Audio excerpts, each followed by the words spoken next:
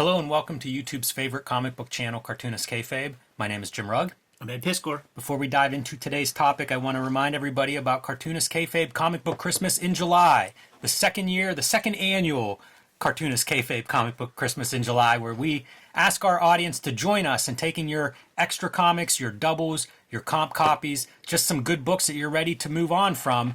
Put those in the local lending libraries around your house. Let's try to grow some new comic book readers. We did it last year, and we saw thousands of social media posts, photos of those little lending libraries with comic books peeking out through the front windows. So do it again. We know that people go to those libraries they are readers, so let's give them something cool to read in the form of comic books. So put some good ones out there this year, the last Saturday in July, and share it on social media. Let's see if we can get more people involved in this initiative. So today, Ed, we're going to look at Mike Mignola's Hellboy, Seed of Destruction, but we're not looking at Hellboy. We're looking at Monkeyman and O'Brien by Art Adams, the backup story in this first miniseries. This is such an interesting kind of reversal. This is Bret Hart and Stone Cold at WrestleMania 13, a double turn, as they say. Because whenever these initiatives start, when Image starts, I've got my favorite creators that I can't wait to see the books they come out with, but I'm going to buy all of them because I'm in favor of what's happening. Yeah. And whenever Legend starts, I like some of those creators more than others, but I'm going to give them all a shot. And by the time Hellboy was over, it might have been my favorite in that bunch, but it wasn't the one I was most looking forward to going in.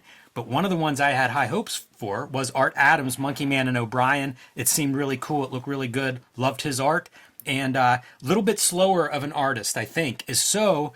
What we get is, first, Monkeyman and O'Brien is going to appear as backups in this very first miniseries. And that's what we're going to take a look at here today. Yes. Yeah. This is one of those things, man. I think there's such a lesson in what we're looking at right on the screen right now, Hellboy and Monkeyman and O'Brien, right? Because Mignola invested in himself deeply, and Hellboy, like your reaction mimics the reaction of the public. He was and also ran when it comes to John Byrne, Frank Miller, Art Adams, even. Yeah. These were big A-listers. Yeah. Who else was in Legend? Even Paul Chadwick was already a darling for Dark Horse. So I don't know that it was a wild success for Mignola to start. But he kept going on, and he built a tremendous piece of equity that is worth probably $100 million at this point, with all the stuff that it has generated over time, maybe more. And with Monkeyman and O'Brien, first off, great title. Yes. I have a Mandela effect kind of thing happen because I thought that it was it was a cartoon. I thought that Monkeyman and O'Brien was a cartoon. It was not. Okay. It was Rusty and Big Guy were a cartoon. But I thought this was a cartoon. If Art Adams would have invested in himself and done a couple dozen issues of Monkeyman and O'Brien, I firmly believe that it would be $100 million property in the same stripe. I think that it would be so many action figures. McFarlane would have made toys of them. It would have been a very popular cartoon. Probably a couple rounds of movies. Reading this makes me want to go back and read Art Adams' interviews at the time and see how he's promoting this stuff. Because, like, part of the appeal for me with Mike Mignola's Hellboy is I think that Mignola just figured out this is what I want to draw. Yeah. And, like, it just comes off the page. And you can see it just more and more ideas, come out of there. It seems like a very pure thing. It's his voice that we're seeing in here, to the point of like, push John Byrne out after the first arc because this is me. And, I think that's a giant part of the appeal. And I don't quite get that with Monkeyman and O'Brien. These two characters, I think, great design, but then what? And yes. You're really going to see it in this four-parter in a lot of ways. So the art, I think, is unassailable, but nothing really happens. It's and, true. Not to step on the rest of this video, but let's go. By the way, though, love this. You know what I mean? Like, this is the first issue. Let's get to this section, and it's like, oh, dude, this is what I want. Just start it there. Yeah. Art, let me grab you by your lapels and shake you, and just start the comic there. Yeah, I don't care about their backstory. I want to see these two kicking ass. Now, here's the thing. This is an era where we take for granted the John Byrnes and the Frank Millers, who are writer artists. Like it's just like, yeah, that's what you do. You're a maker of comics. That just was not done. It wasn't done. So even in this miniseries, Mignola with his Hellboy is on a little shaky ground, and he has John Byrne filling in. It's very the noteworthy dialogue. that he does that, because Yeah. Mignola kind of looks around and goes, I don't know if I'm up to this or not, you know, and I think that he's really proven himself to be a good writer. Totally. But at this point, he's like, let's do the best I can, and that means like I work well with John Byrne. Let's bring him in and get him to help out. And it's a fresh set of eyeballs. Like Art Adams is going in cold here, man. Like he doesn't really have an editor or anything like this. So like he's got to beat out a story himself, and he's never done that. Like maybe at best he's worked Marvel method with somebody and kind of plotted a whole thing, but like he has to beat out an entire story. And he's far more into the drawing camp, to the point where he doesn't even really make comics anymore. He just does covers. He's a drawing fanatic. So the concept fantastic, muscle chick, smart ape. Nobody could draw better gorillas in the modern day than Art Adams. But this is it's boring. Yeah, it is. It makes me feel a little bit bad, but it's going to be great to look at. So it's not a loss. This reminds me that he's doing like some of those Misamono covers, and I feel like you see some of the tech. You know, Masamune Shiro apple seeds and stuff. Yeah, and you see him pulling in some of those references there. When you see his artwork, originals, when there's perspective, he grids that out. And you know what? Even to this day, if you go on his Instagram, you'll see it. He is a push pin. Oh yeah, like wooden fucking drawing table guy. Like his drawing board is now cork. It is no longer wood. With all the push pins he puts in, and he push pins in his art, and just grids all of his stuff out in like a light blue pencil, and then goes in with like a gray pencil, and tightens it up further. And then he's not a brush inker. He's not a dip pen inker. He is a micron inker for all of the fat lines and stuff too. That's like, 2 passes. It's not push on the line. It's like, draw another line. So that's tedious. When you use a brush or something, you're able to get thick and thins. When you're using dip pens, you're able to get thick and thins. But he's kayfabe and all of that. And these are sisters. The O'Brien of the title is not the only O'Brien. This is her older sister, who's kind of a black sheep of the family and left. And now she is back because their missing father was this inventor, which allowed him to amass this kind of a house. And little sister's the one who took over his lab to try to keep looking for him. Presumably went missing through one of his experiments. And now these two are literally fighting over control of this stuff. Good cartooning. I like little sister bumps the keyboard. We get a close-up. We get a circle drawing attention to it, and a close-up that she's activated something. So while they are fighting back and forth with both sides having their extras waiting outside, as a family matter, let them work it out, we've got equipment going off inside, and a life form retrieval beam is working.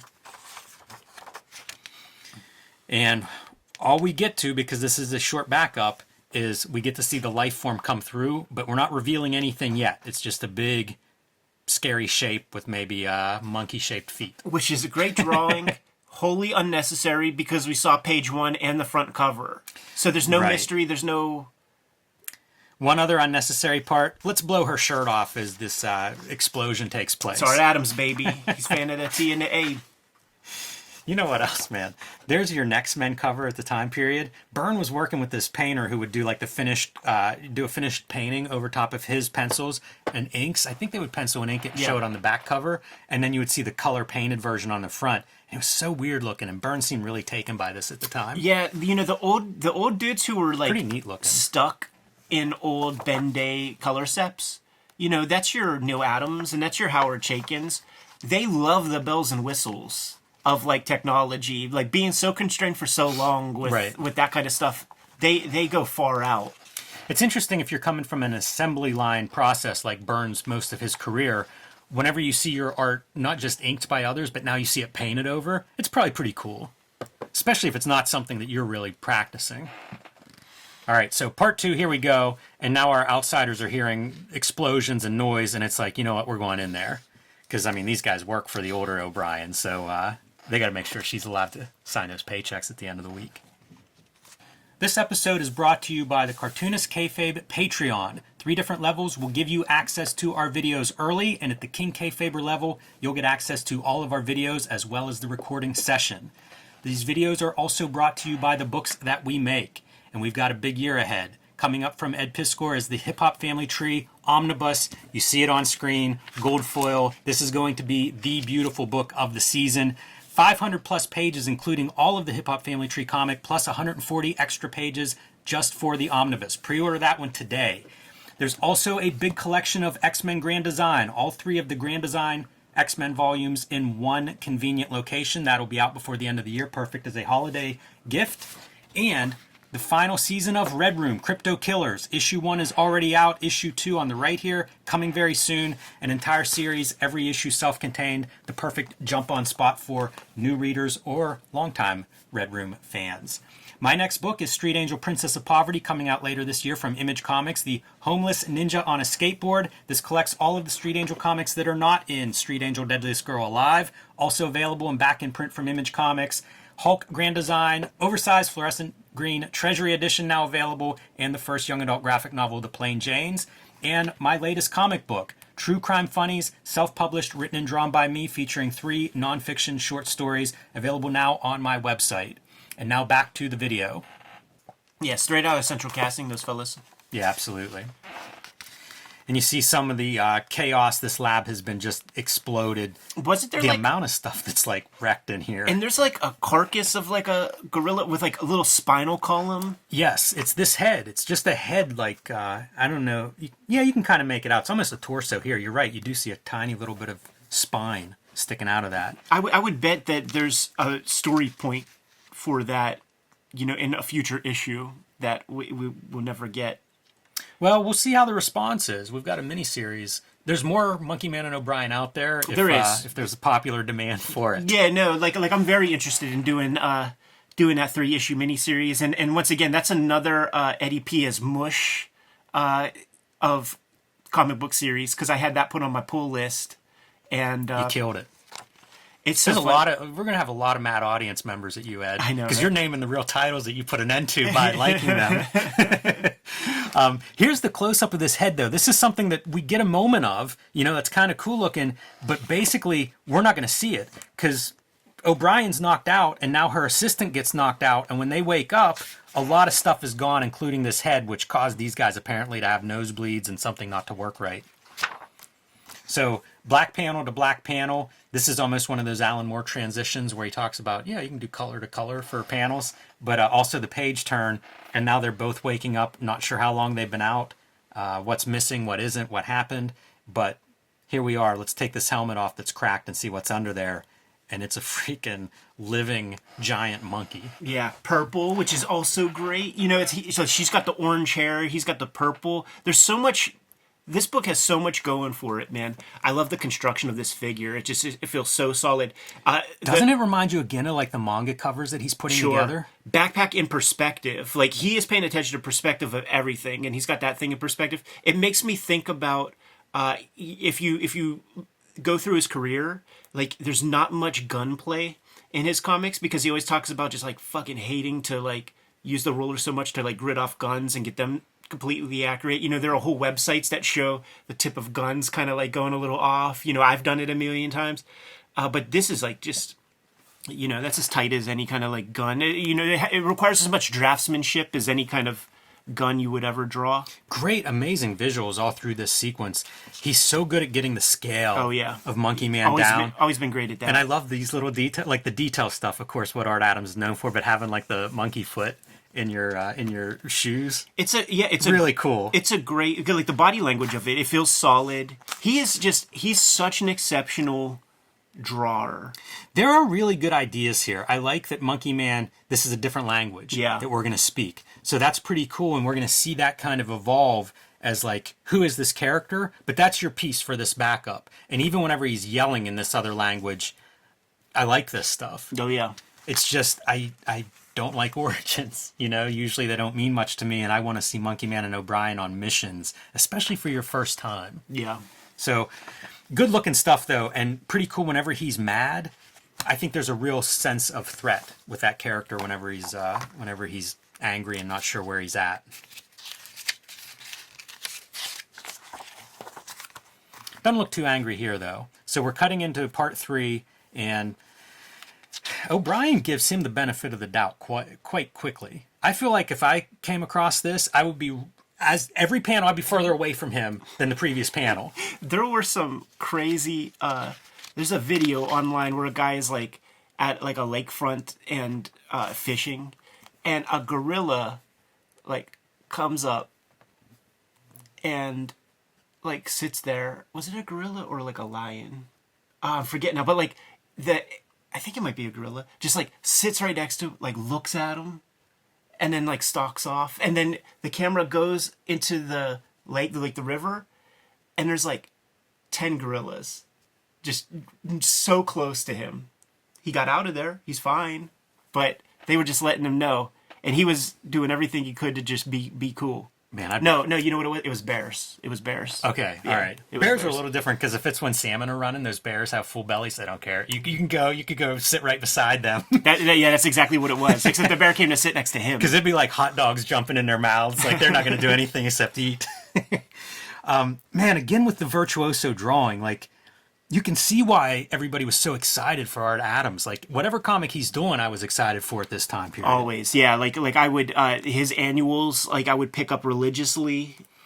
This is such a great panel too. You can see some Legends heads sitting up here on the shelf. Almost some stuff you could imagine coming out of some of these comics. A T-Rex skull, and just awesome as a library. And O'Brien says, it's her father's library. She keeps it intact, hoping that he'll get back or that she'll find some answers in these books. But we see the Monkeyman character starting to reach for these. And this is part of what I was saying is like, this is a really cool sequence to me, the way he acclimates and picks up this language. And I do like how quickly that develops because like watching little kid cartoons, even that stuff, Art Adams draws well. Bringing in like all the fruits and vegetables that they could find and cutting between our future tag team champions here as they're both sleeping. And whenever she shows up the next morning, totally different disposition on our guy. Civilized. Here. Yes, yeah, exactly. Erudite. Great body language by Adams. And whenever he turns around, he's speaking the Queen's English here. Perfect English. I think, therefore I am. Right. So there's your conclusion of part 3. And I don't know if you've read this at the time. I have it. I was so into Byrne at this time. So whenever it was like a new John Byrne title, it's like, yep, man, sign me up. Only did 4 issues of this, but it feels like it's him revisiting Fantastic Four in a lot of ways, and it must not have been creatively rewarding to him because he does one miniseries and moves on. But you see, like, the conceit is that this character, who I'm going to call a Reed Richards type, awakens 75 years in the future, and I don't know if, actually, Cal Carson, I don't know if that's a bad guy or a good guy. Justice didn't sleep in 85, it just didn't die, it went to sleep. So, like, I interpret this as this is your Fantastic Four set in the future, which is kind of a cool idea. And you can imagine these guys who spent their careers at Marvel and DC, a lot of them would do analogs of their characters whenever they went off to do creator-owned characters. Kind of a good gimmick if you're going to do some stuff from your Fantastic Four type of cast. But let's change the setting, give you some new room for stories. That cover is amazing, of like the two characters blended together or whatever. Yeah, it so closely feels like a 1963 Kayfabe comic. Yeah, there's a lot of that in there because it's that kind of a Silver Age sensibility, maybe even like an 80s age sensibility. You see Frank Miller, Dave Gibbons, 2 more of the heavy hitters that were part of second miniseries. Legend. Yeah, it's wild to see. I love the ads of the time period. Second miniseries of Sin City. All right, so issue number 4 of Hellboy, Seed of Destruction, and this is going to be the conclusion of our intro to Monkeyman and O'Brien. You know what we're going to have to do at some point, man? We're going to have to do the complete Seed of Destruction. Like, we did issue 1 as a video, but it's worth investigating the whole thing on a Sunday at some point. Yeah, I do think that you see Mike Mignola and Hellboy become what they are in the course of that. Like it's remarkable, that miniseries, I think, for how much it lays the groundwork for that character. All right, so picking up where we left off, it's the morning, and guess what? Monkeyman is Monkeyman now. Right. Maybe Dr. Monkeyman. And if he's going to be there for a while, let's build him a house. So you see him looking over blueprints and land movers in the background, like getting to work, building his own oversized monkey house. Right. A monkey house for a monkey man. Meanwhile, something's happening with O'Brien. And if you've read Gen 13, you know exactly what it is. Mm-hmm. This redhead is going to go from a meek, smallish person to an oversized Amazon redhead. Dude, what's happening here? Right? Gen 13, Yeah. I think it's out at this point. Yeah. Yeah, she's going full Fairchild. This is 1994, so I think that it's out. One of them, it's uncanny that you have two redheads that are getting hit with radiation and turning into like Amazons. Yeah. That's unfortunate for somebody. Maybe it happened without, like It was same time. It was time. Just like Smith & Wesson versus Colt. It's very strange. There needed to be two buff redhead chicks. Yeah, very odd. Meanwhile, Monkeyman is trying to rebuild her father's lab that was blown up whenever he was transported here because he wants to go home, of course. You see him welding with a tiny little welding shield, human-sized welding equipment, if you will, and he is just really frustrated by this. These tools don't fit his hands. He doesn't know what he's going to do, and you know what he's going to do? Put her to work. She'll be the hands, he can be the brains, and they will work together and become, like I say, future tag team champions. I believe even the gorilla character, the smart gorilla, is something that gets adopted for Tom Strong. That gets explored in much greater detail, I believe, with Alan Moore. Yeah, I think the smart gorilla, you could probably trace a long history of that kind of thing. Yeah, it's Beast. But man, that's a lot like Caitlin. Yes. Fairchild? Fairchild. Yeah. And the Shroomonoid is not far off from Mole Man, and we know that's where Art Adams' interest lies. Man, he likes kaiju and he likes Marvel Silver Age and that kind of stuff.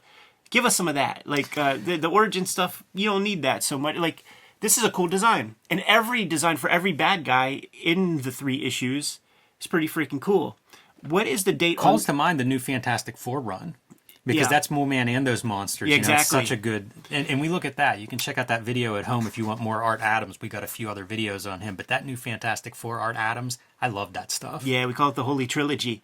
So at the end, Monkeyman and O'Brien, #1, coming this fall, in parentheses, this fall with a question mark. This is 1994. Yeah. The 3-issue miniseries comes out July to September 1996. July to September. This is fall 1990. This is June 1994. So that is over 2 years after this ad.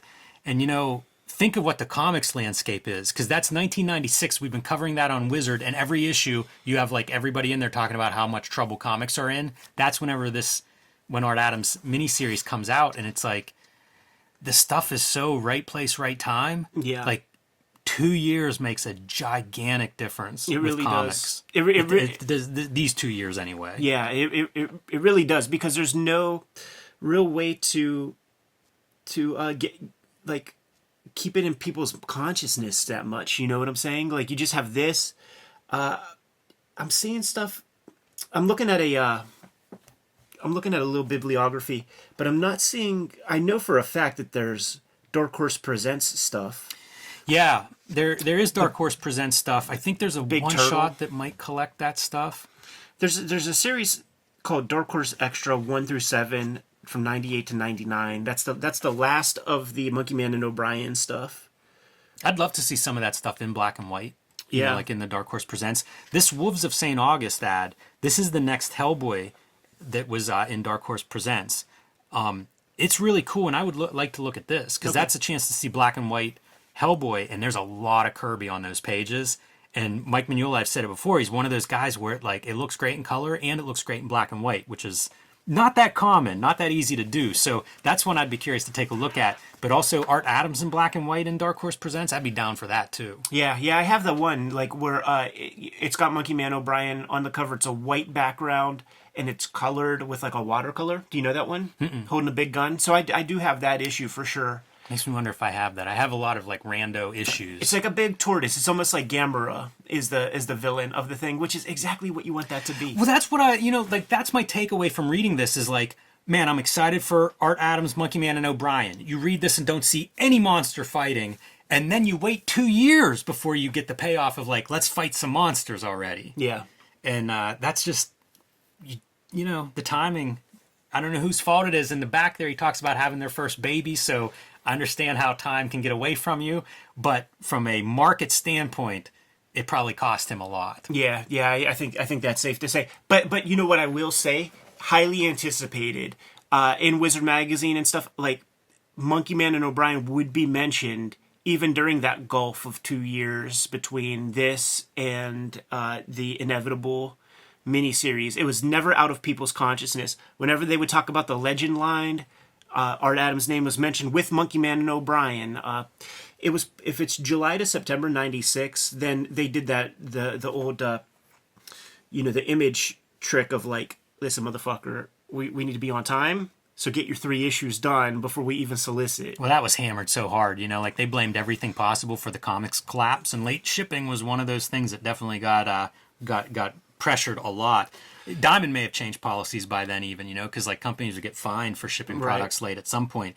The thing is, like Monkeyman and O'Brien, and you see the images, that's all you need. Like that's enough to launch the imagination of everybody who's into comics, because like, was it Julie Schwartz that would say, put a giant ape on the cover, put a giant monkey on the cover, we'll sell extra books. Right. Like it's such a perfect, if you just get one piece of art of these two characters, it's perfect for a comic book. It's such the combination of like, yeah, let's get into this. We've been pretty devoid of Art Adams comics in for a very long time, but you cannot sleep on those terrific tales.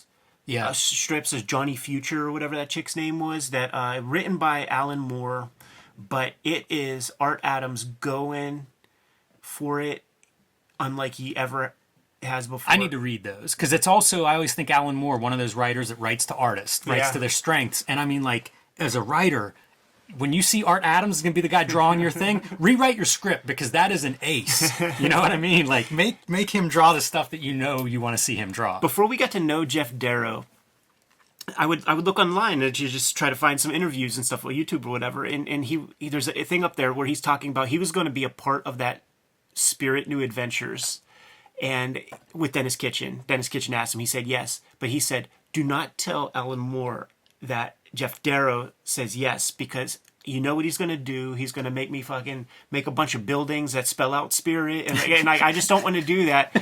And Dennis Kitchen mentioned Jeff Darrow. Alan Moore wrote the script, and it was exactly what Jeff Darrow feared. And he didn't do it, but a guy did. And it's really good, but it's that thing of like Alan Moore knowing what he has, knowing the talent that's at his disposal, and maximizing that. I do think sometimes that's a benefit to the to an artist in this example, and I'm not saying Art Adams specifically, but I think sometimes like you get a guy like Alan Moore who clearly has a knack for like looking at an artist and being like, oh, the potential, they're good at this, they're good at that. Artists aren't always the best judge of what they've got. That's true. And sometimes having a good, because an editor could be that good person who's like, you know what, this guy would be perfect at crime. Let's get him on this crime book or whatever. And sometimes you have those stories through comics history of just, it's not just that the guy's talented and can do any book. It's that talent set could really do this or that character. Yeah. And on the flip side, be careful not to be typecast if you don't want to just do the same thing over and over again forever, because editors are good for that stuff. You good to go? Yep. Kayfabers, like, follow, subscribe to the YouTube channel, hit the bell so that we can notify you when new videos are available. Cartoonist Kayfabe Comic Book Christmas in July is coming last Saturday in July. We are taking a bunch of our comp copies of previously published books. We are taking a bunch of our comic book doubles. We are going around town and we are stuffing the free little lending libraries in our neighborhood and adjacent neighborhoods full of comics.